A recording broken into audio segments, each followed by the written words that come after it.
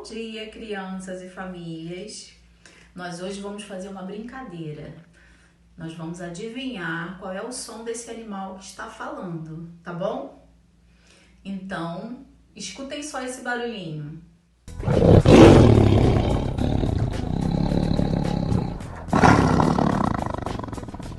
É o tigre. Agora nós vamos saber que bichinho é este.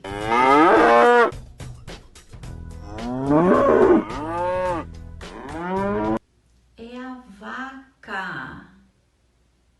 Agora é esse bichinho aqui.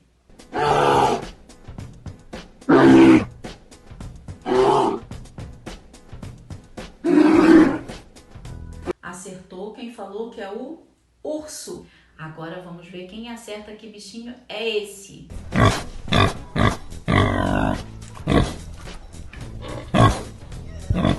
Ah, é o porquinho. E esse bichinho agora?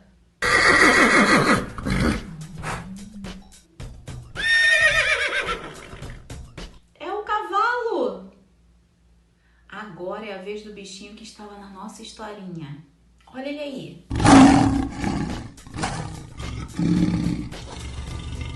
É o leão. Gostaram da brincadeira de hoje? Foi muito legal, né?